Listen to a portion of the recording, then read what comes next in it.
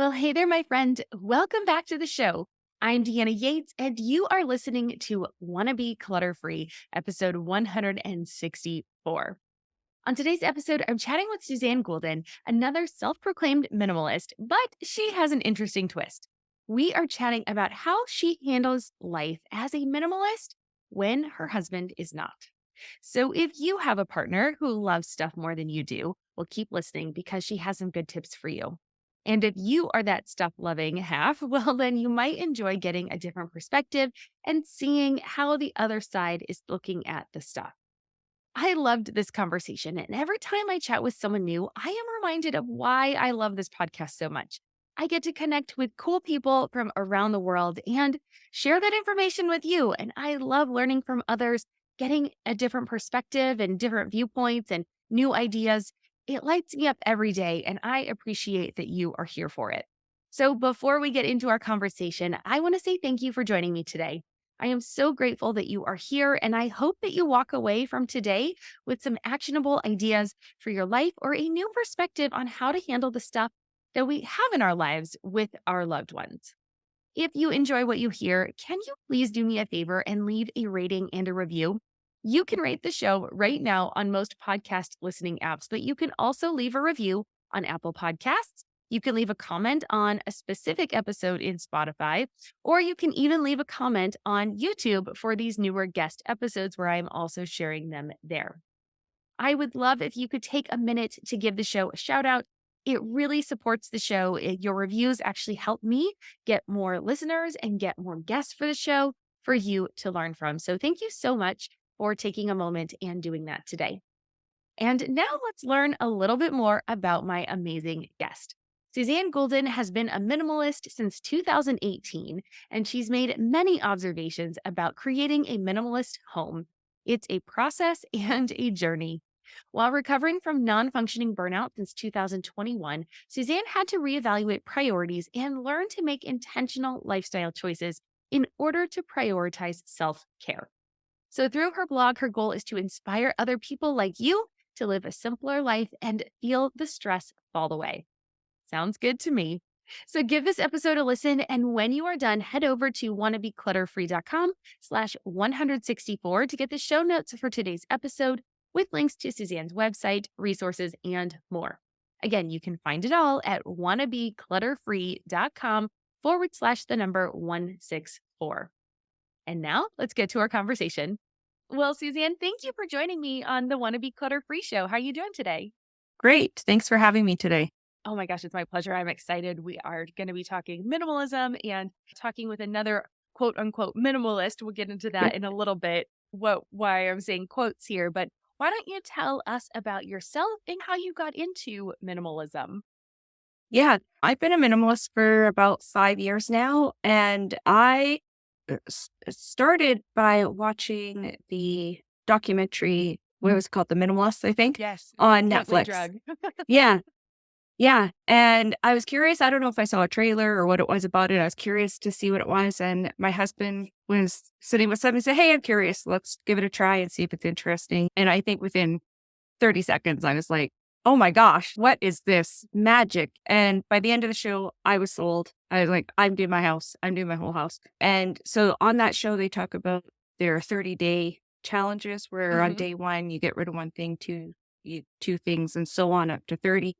I think over 3 years, I did 5 of those with various friends, sometimes the Yeah. same friends, sometimes different friends.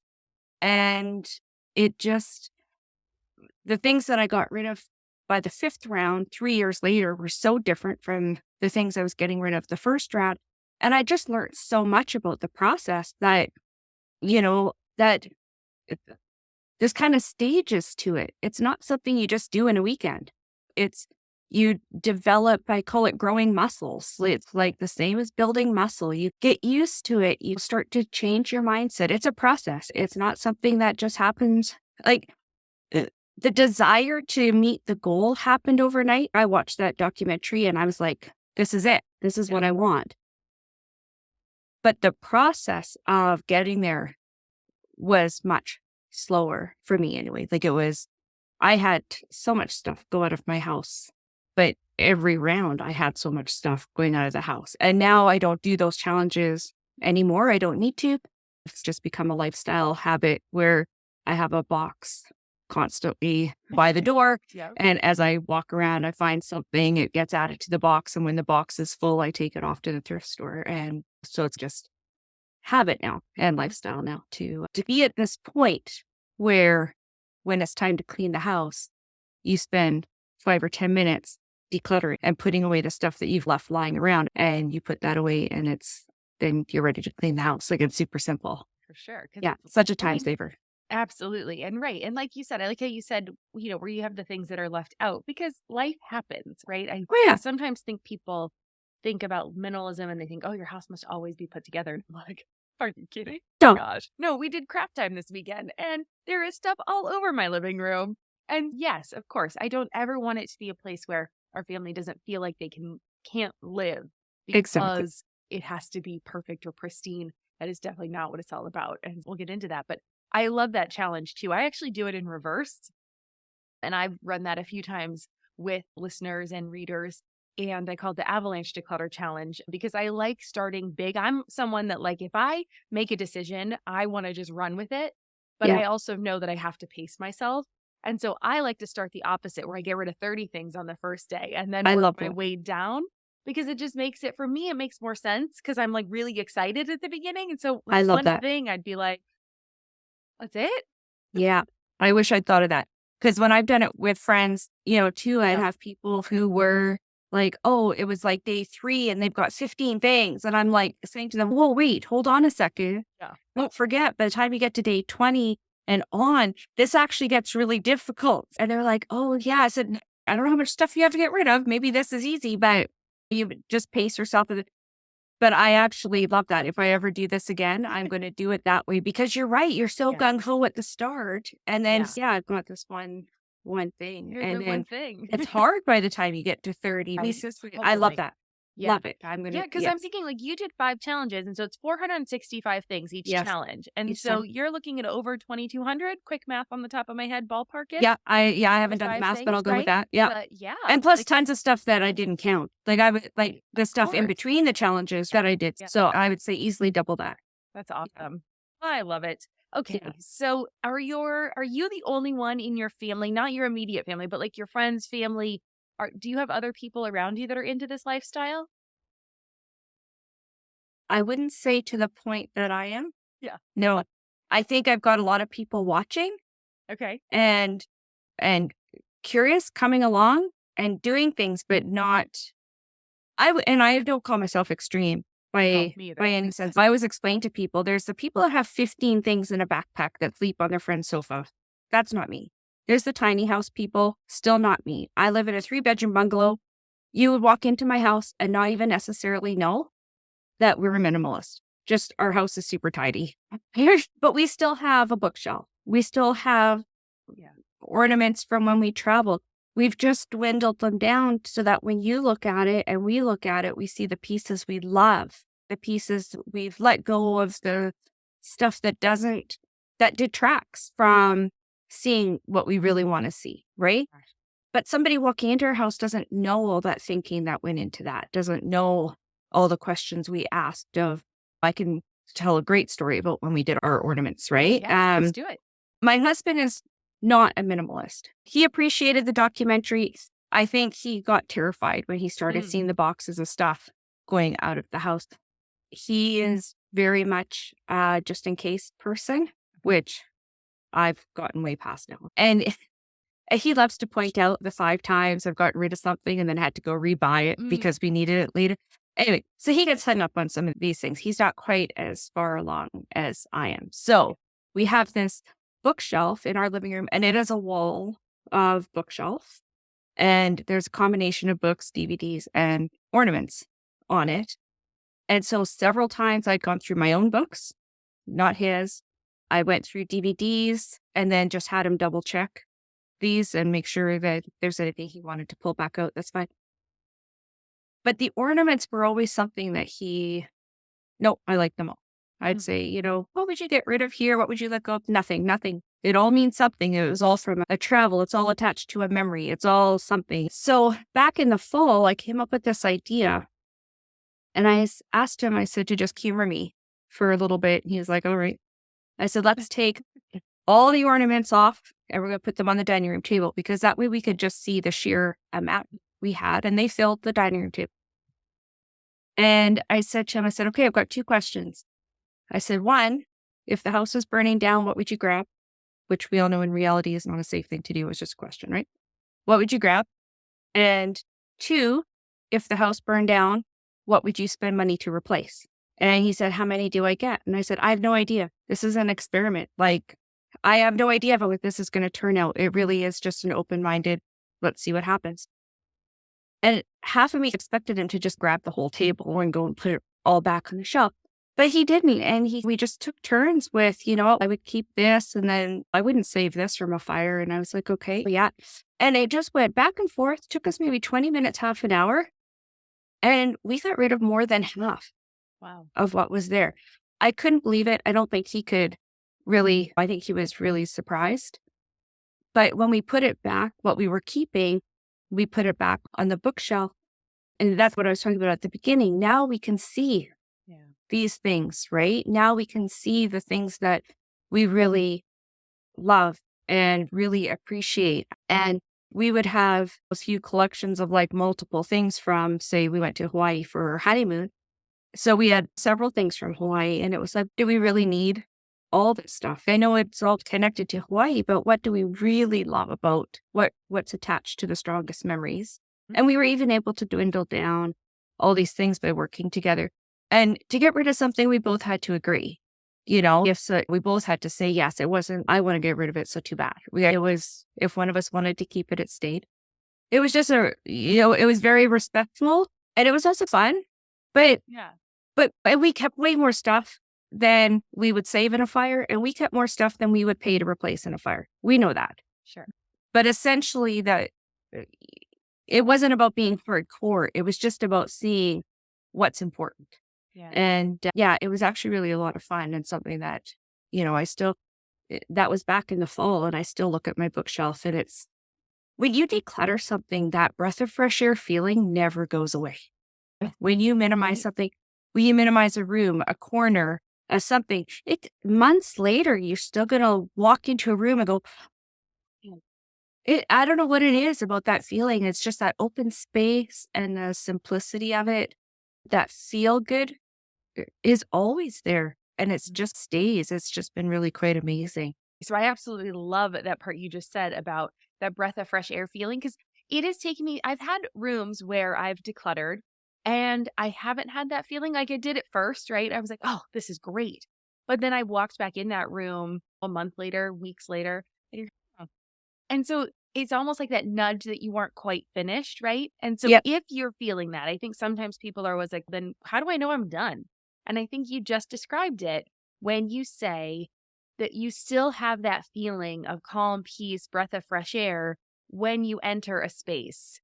And that's how you know that you made it. Yeah, I would agree. Yeah. I would agree. Yeah, because there's certainly spaces like I said, my husband and I are not always on the same page about what we keep and what we get rid of. So I've always had to be considerate of what it is I'm decluttering. So obviously, anything that's my own personal stuff, I can do whatever I want. Yeah. Stuff that is his, I don't touch at all. And then the general household stuff, for the most part, he's not going to care too much. He doesn't care too much about the kitchen, the laundry room, the linen closet, that kind of, if there's something there, I'll ask him. But for the most part, it's not a big deal. And for the most part, he has appreciated, especially the kitchen, when I did the kitchen and just got rid of all the useless stuff and duplicates. And oh my gosh, the kitchen was actually fun because Yeah. I have the large utensil drawer that would be jam packed and you can't get it open because things get hooked up in Yeah. the back of the drawer and it's full. And I remember looking at that drawer and thinking my first time through it, I thought, it's not like I have a favorite utensil, right? Until you start going through it.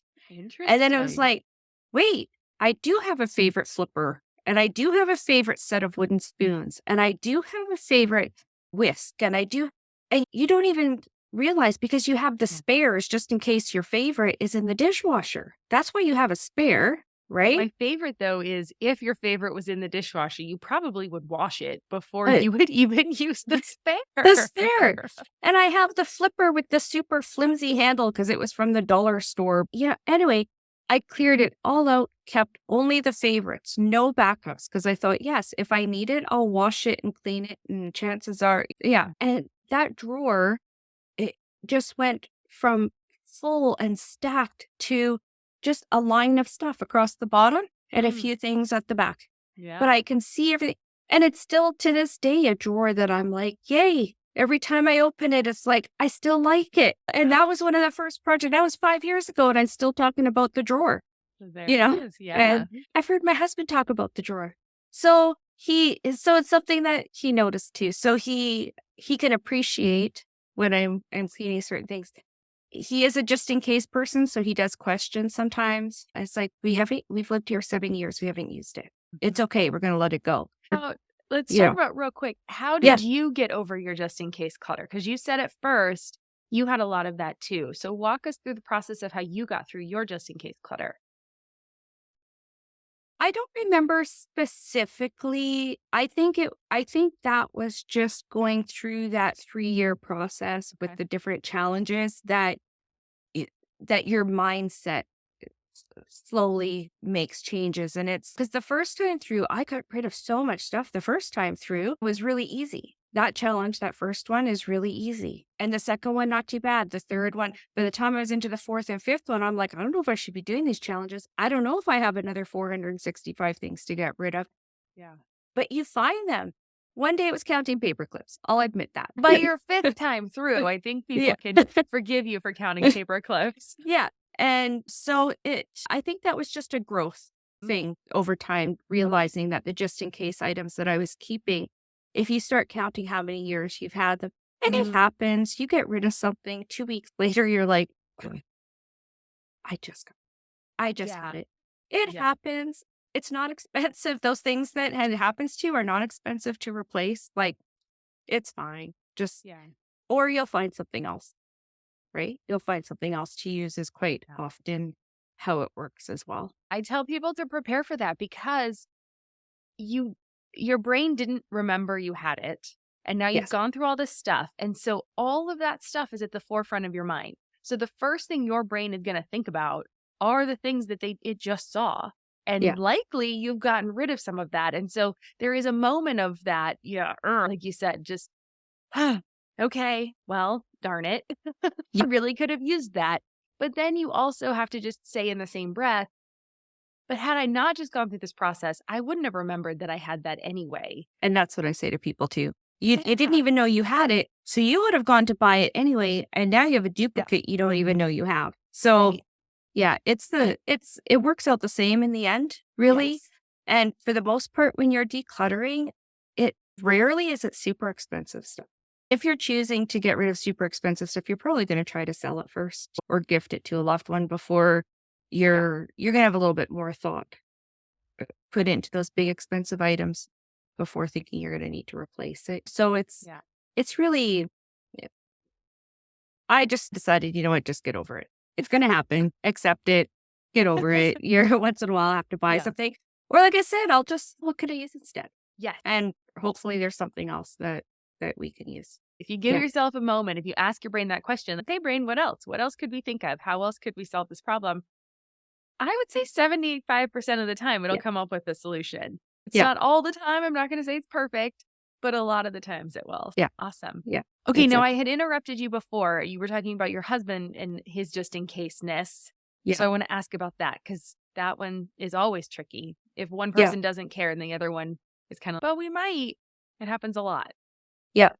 I still maintain and even though some occasionally sure we for the most part we deal with it fine. For the most part, we tolerate it and are very respectful and patient with each other. He has a lot of stuff. We have a garage that Helps. I cringe. I cringe just thinking about it. And the thing is, so does he. And he has said that. he has said that. He finds it horrifying, the garage and the amount of stuff. He can't find anything in it. He knows that. Interesting. And he has said that. But because we're on such different mindset levels and because we're married and we've known each other for so long and we have a very personal relationship, it's different than when you're working with a client. And it's just that little bit more personal. And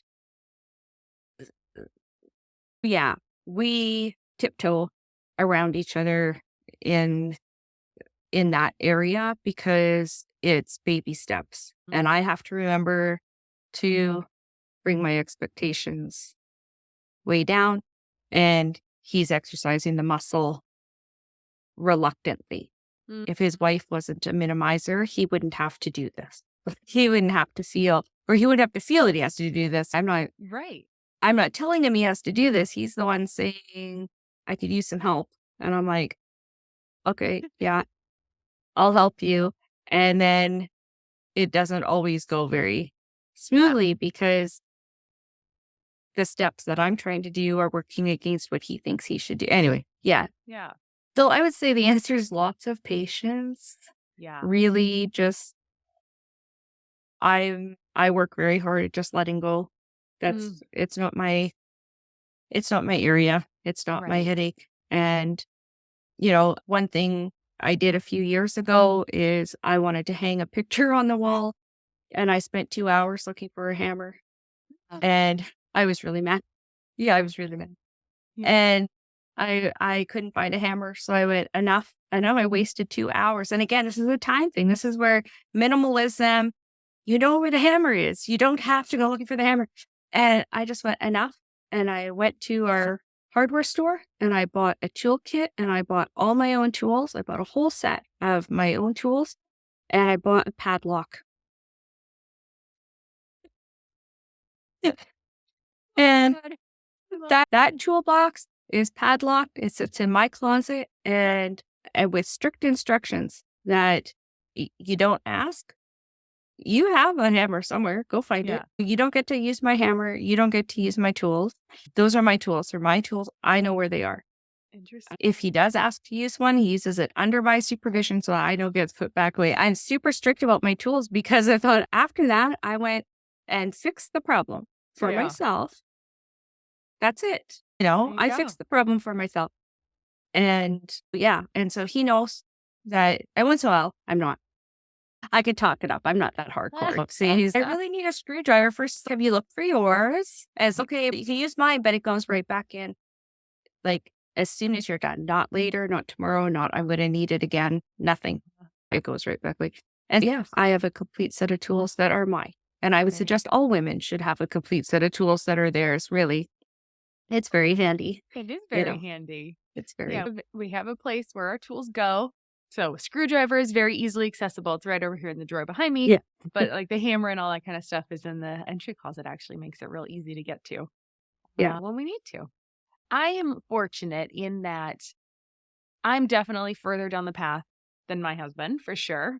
I could probably toss more. I could definitely toss more. Yeah. Not probably. I definitely could. But again, yeah, there is a compromise sometimes. And sometimes, all the time, everything in life is a compromise when you're working with more than one person. But he definitely would be, he's more on board if I go the quality over quantity. So he's not, I would say in his own way, he's a minimalist, but as long as the quality is there, right? Yeah. So he is less, if I could replace two things with one that's nicer quality, he's all on board. So sometimes it's just figuring out what is the tweak that needs to happen for it to work for both of us, which sounds like you have done as well. Yeah. Yeah. One thing I will say where we've probably really moved leaps and bounds much further is the impulse buy, right? Where we've been able to say, I'm for sure did that a long time ago, but he has really made leaps and bounds forward in we don't really need to spend that money. We don't really need these things. That impulse is really been curbed and it makes a huge difference there. So I would say that there's been a lot of growth in that area more. So at least we're not adding to the clutter all the time. We're dealing with what we have, but we're not adding to it because that would just be even Yeah. worse. A huge positive. That's a huge positive growth thing to point out too, right? Because had you not gone down the path, so maybe he's not as far down the path on letting go of stuff. There's a lot more sentimental. There's all that emotional stuff that comes along with the stuff you've had. But if you can stop the stuff coming in, it just does make it so much easier to use up what you have. And then at that point, like you said, if you start to use the things, then you get them out. You find out if you actually do like them, don't like them. It makes it easier to get through the rest of the process. Huh. All right. So if you're listening and your partner is not on board with the getting out, try to help stop the coming in, and it will coming make in. it a little bit easier too. There's less to manage as it comes in, which and I think that's one of the biggest benefits for me is just the management, right? The stuff management, being able to find what you need when you need it, less cleaning, all the stuff. What's your favorite part?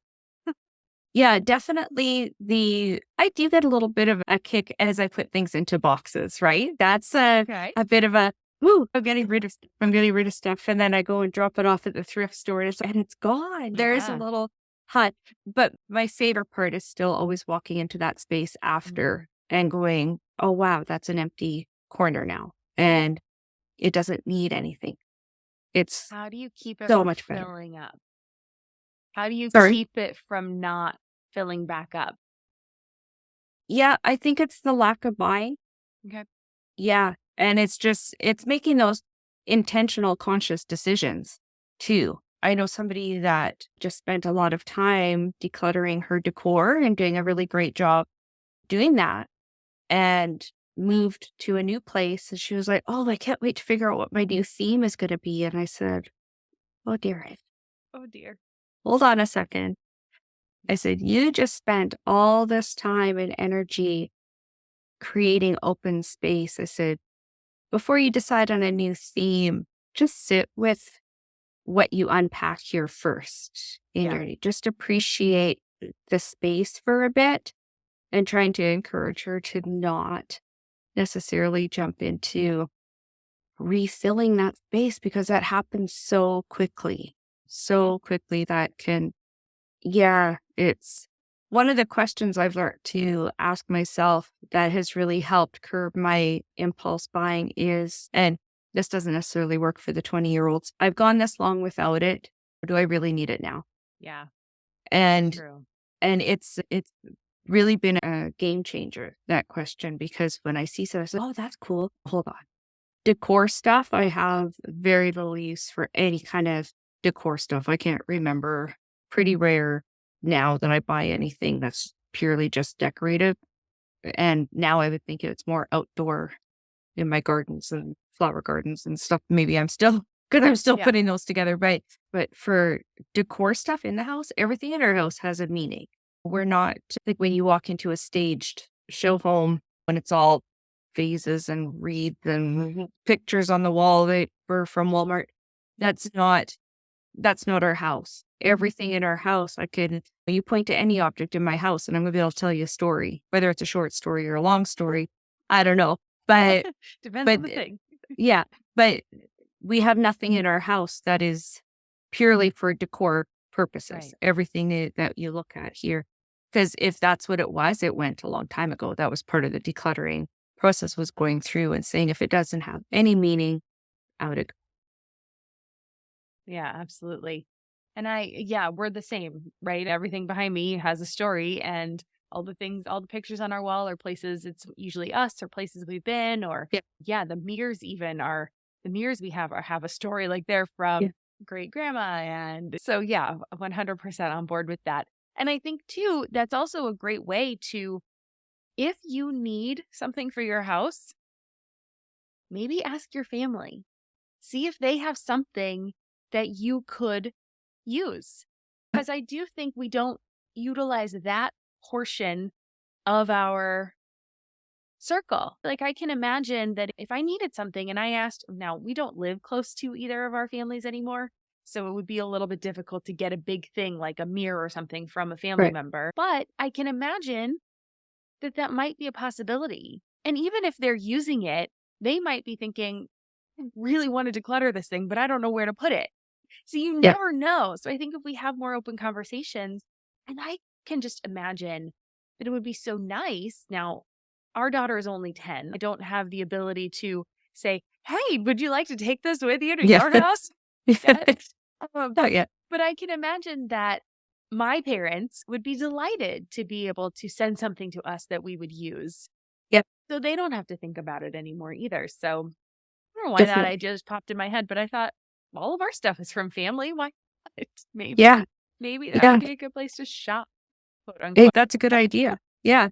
No, that's a good idea. And that goes right hand in hand with as the older generation, our parents are aging. It's if we could encourage them to start going through their stuff and parting ways with it, but giving it to the people who are going to appreciate it before they Yeah. either are forced to downsize and go into a home of some kind or before they pass on. And now their family is left to deal with all these possessions and they don't know necessarily what's important, not important, what was important. If none of it's important, it's all going to just get boxed up. Or you have the family members who are super sentimental and they're caught with so much guilt that they can't get rid of anything. So now they've boxed it up and stuck it in their own basement or had to go rent Yeah. a storage locker because they can't get rid of their parents' stuff or their grandparents' stuff because now they're obligated to keep it.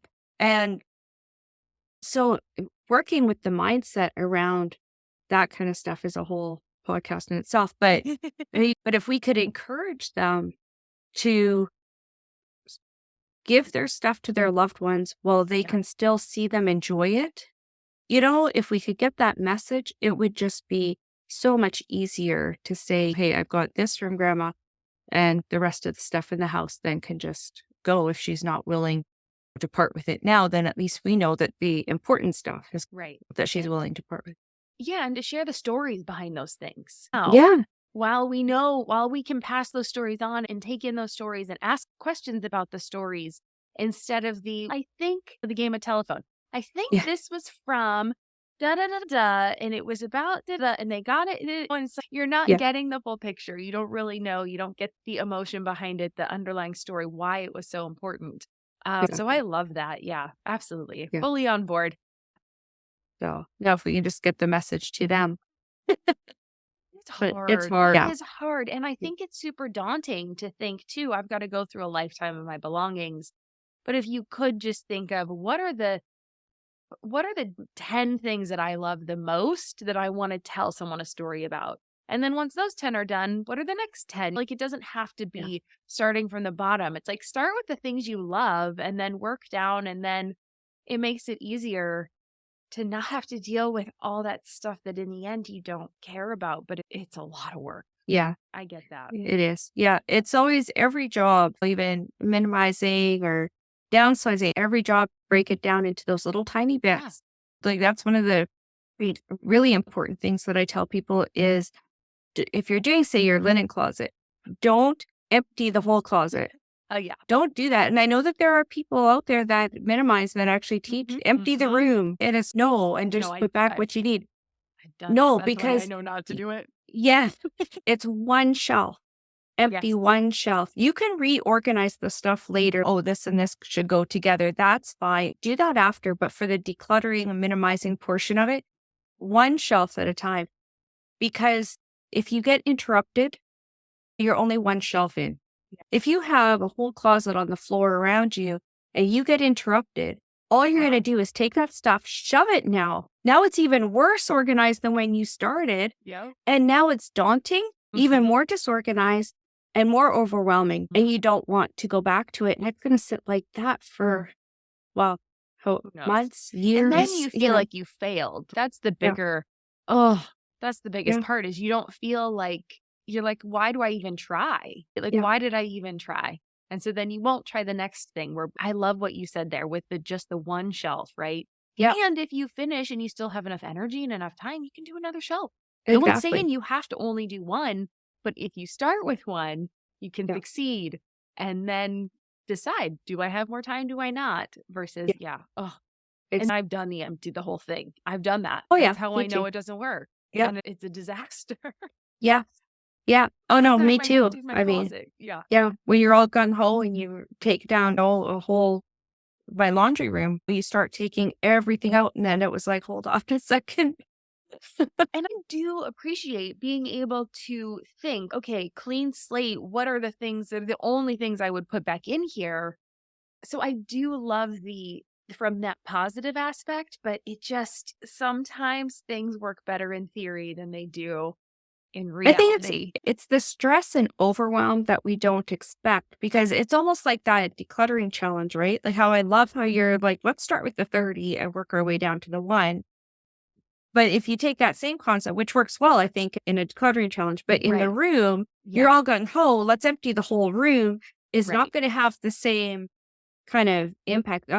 That creates stress and overwhelm because now you're surrounded in junk. Now you've taken it out of the room and you've put it in what probably the hallway or your living room, Yeah. which now creates a, a higher amount of stress because now it's visual chaos. That's what I'm looking for. Yeah. Yeah. And the visual chaos is stressful, and your brain starts to rebel against Yeah. I don't want to do this anymore. And then Yeah. you lose your excitement and your drive and your motivation. And now it's become a chore. And then it takes longer. And just start little, you stay motivated because every time you look at that shelf that's done, it's an endorphin hit, right? You're like, oh, Mm, yeah, that looks so good. Let's do the next shelf, just the shelf. yes. And then you've got 2 shelves that look great. Now you've got motivation to do the 3rd shelf and so on. And just those little bites are you're way more likely to be successful in taking small bites.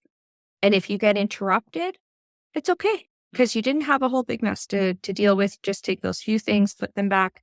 And now that's easy to come back to when you have time later. Yeah. It's, yeah, huge difference. Oh, I'm so on board. So on Yeah. board. I have a question. What is one thing that you have kept that someone would be surprised because they know you're a minimalist and they're like, really? You kept that? Or, oh, I'm surprised. Or what's something? Do you have anything like that in your life? I'm curious. I'm not too sure if it's one item. I can speak to an area that even it was a learning curve for me actually through the processes. I'm a crafter and I like to paint and I like to decoupage and I like to do all kinds of crafts. But crafting and minimalism just don't go together. And so for a few years, I actually stopped crafting because it was Mm, like there's no room for it. It just creates clutter. It's messy, and I actually decluttered lots of my crafting supplies and all kinds because I'm not doing that anymore. I'm not doing that anymore. yeah. But creators got to create, and they got to do it somehow. And in the last year, I really had this strong drive of wanting to be creative and having all these creative juices almost overflow where it was like, I'm really missing something. I'm really missing something here. And I thought, you know what? I need to create stuff because that's what really, and I like the creating part of it. Yeah. The after part of it, I'm less concerned about. I'm not necessarily, I'm usually making a gift or making this giveaway, whatever, but I don't necessarily need to keep it. And that was my key thought. And I thought if I'm really careful with what I'm creating, I could do craft sales and stuff like that. Right. And it wasn't about, oh, I can make money because you don't make money doing crafts. So by the time you figure out your time doing that, that's not true.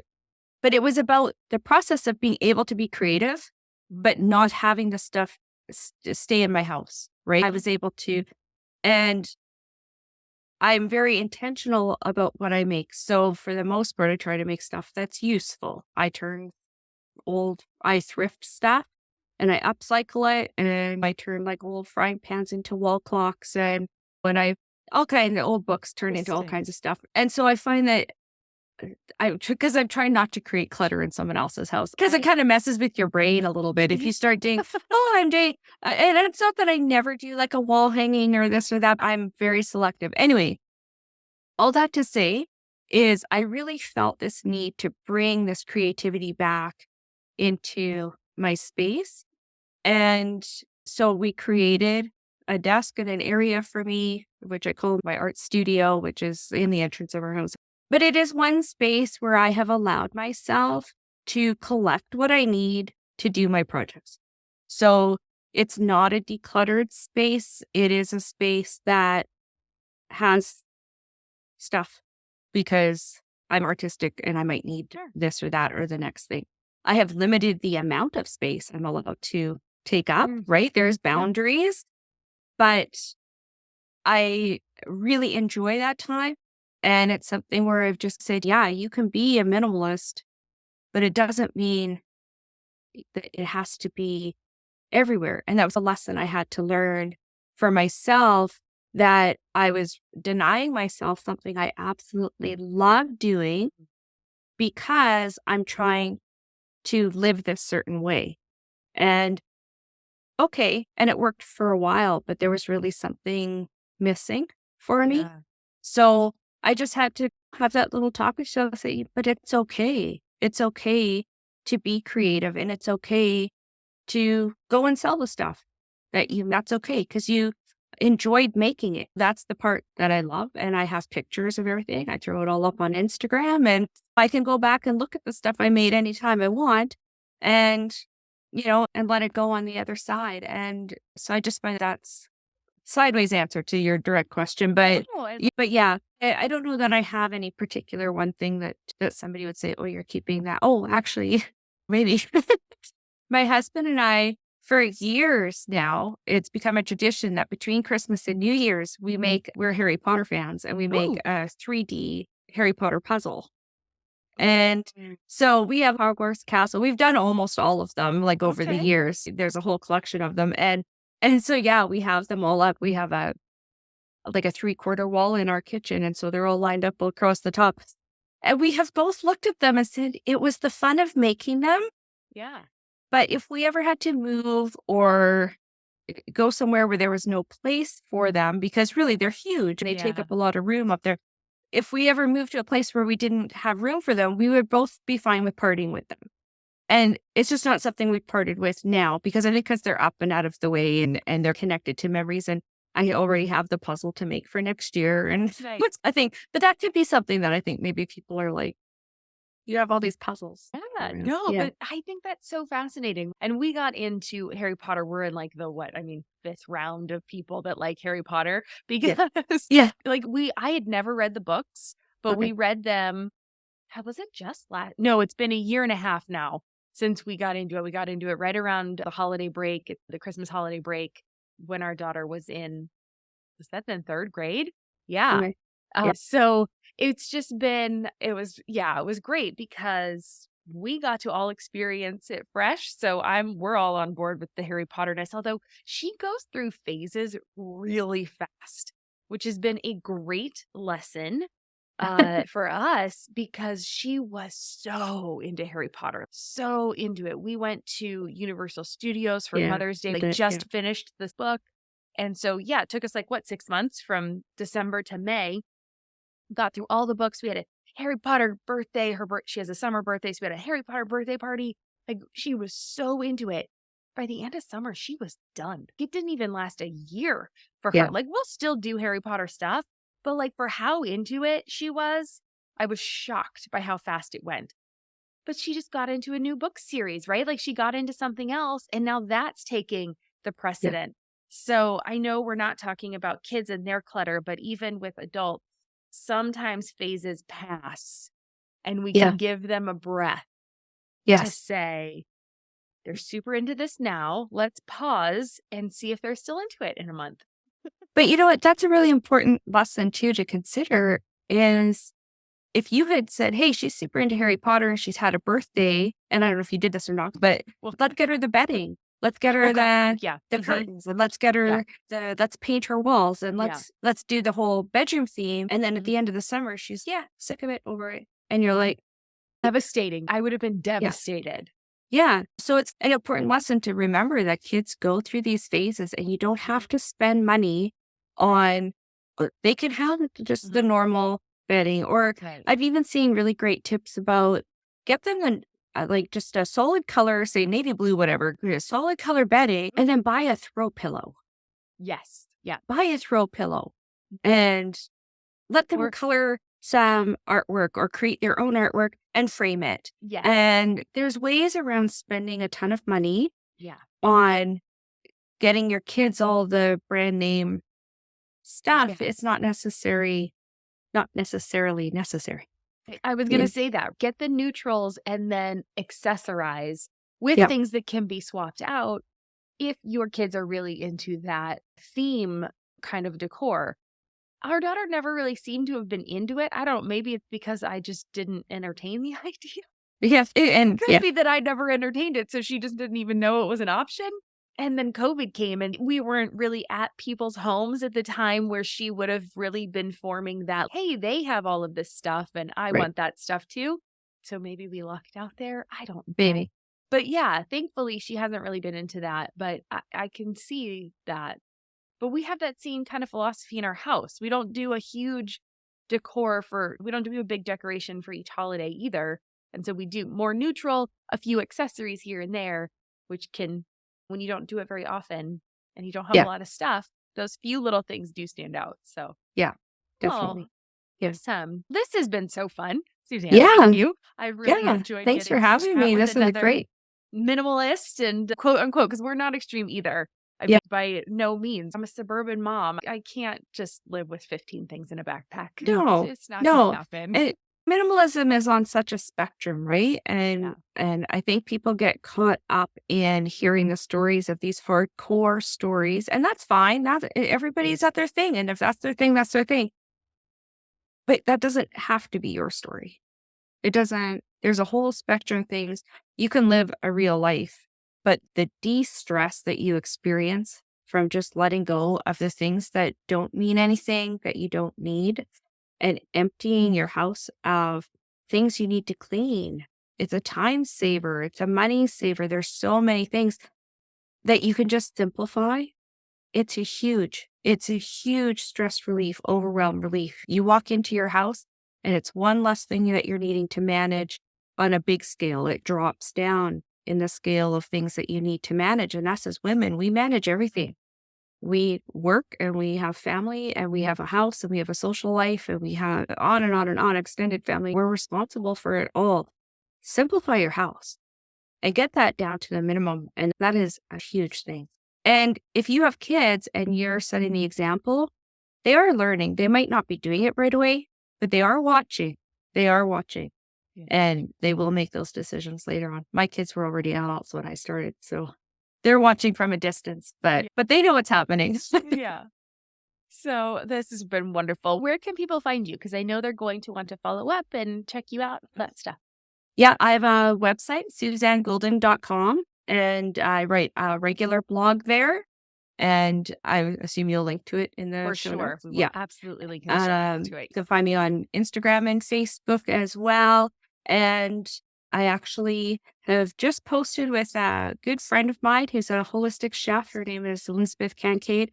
We have just started our own podcast as well. We posted our first episode yesterday, and Well, it's called, congratulations. thank you. It's called Destination Simple. So check that out. And we're talking about simple living ideas, I love intentional choices. Yeah, Awesome. Fantastic. Of definitely. course, we will link in the show notes to all of this because people are busy and they're doing all sorts of things, and it'll be easier for them just to click on through instead of write it down. Perfect. Definitely check out Suzanne, you guys. And my favorite way to end every episode is with 3 rapid fire questions. So here we go. The first one is, what does clutter free mean to you? Because we've talked about minimalism so much. Yeah. I think clutter free to me is when you're able to walk into a room and that breath of fresh air feeling that I talked about at the beginning. You can feel that when it's clutter free.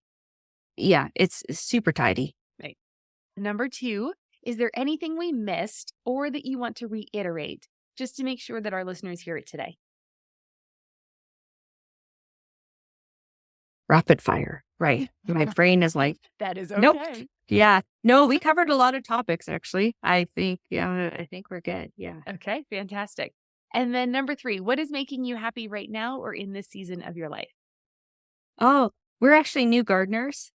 And a couple of years ago, it's been when I say we're new gardeners, it's been a process. A couple of years ago, we built the garden, built a greenhouse. And last year we had a terrible spring here. It was practically winter until July. So everybody got planting late. So we only did the greenhouse. So this year is our first year we've planted the whole garden, the greenhouse, and everything. And so now it's been so much fun because every day we go there, it's, oh, there's a new sprout. Oh, this is coming up. What's this? What did we plant here? I don't remember. We have to check I do have a garden map and I have to go check the garden, whatever is coming up. And yeah, and so it's bringing a lot of fun and joy and feeling successful right now that things are happening. So we'll see how it goes into the fall. But yeah, so our garden has been a lot of fun. That's awesome. I wouldn't have even thought about the garden map, so that is good to know. If If I ever do get into gardening, make a garden map because I Make a will garden forget map. what Yeah. I planted in different places, and that's good to know. Oh, Yeah. fantastic. Like I said, Suzanne, thank you so much for joining us today and sharing just your journey and your story and how it's worked for you and just how you've been patient and accepting and letting things go with your spouse who isn't as far on the journey as you are, but it's definitely not going to help if we nag and push them away in the process. So That just creates digging heels in. It doesn't get anywhere. It's better to, if I get frustrated, sometimes those discussions happen, but I've learned just walk away. yeah. Just walk away. Right? Yeah. And in the end, it doesn't matter, right? It's stuff. No. Yeah. Yeah. It's just stuff. Yeah. It's not worth we get along great and it's not worth having this big elephant in the room between us. Like, why? Let it go. Like I say, I just don't look, I just Yeah, don't look. right. I got my own toolbox. I don't have to go in there. I don't have to go into the garage. That is his space. It's all set. Awesome. You have a wonderful day. You too. Thanks for having me. This is great. Cheers. That was fun, right? I love getting to connect with others who are also on a minimalist or more intentional living journey. It is really cool to see where we have similarities, where we differ, and what led us to this path in the first place. But I would love to hear your thoughts on this episode. What were your favorite parts? Did you have any big takeaways? Go ahead and comment on this post on Instagram or send me a DM. I'm at Wannabe Clutter Free on all the social channels. Or you can actually leave a review for this show on Apple Podcasts. You can leave a comment on this episode in Spotify, or you can comment on this particular episode on YouTube. Or come on over to the Wannabe Minimalist family group on Facebook and share with the community there.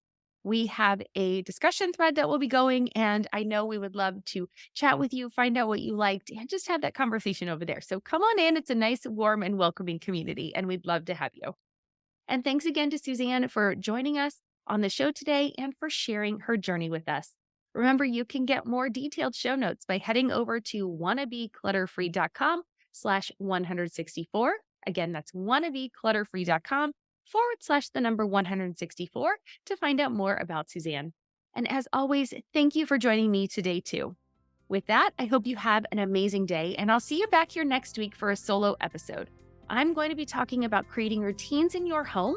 As we get back into that back to school time, it's really great to implement these routines, although it is great to incorporate them anytime, even if you are a few years before school, after school, your kids have left the house already, no problem. These routines actually will work really well. But as I talked about last week with fresh starts, the school year is a great fresh start time. And so as we head into fall, I love to kind of review and revamp our routine, see what's been working, what hasn't. And so that is what I'm going to talk about next week.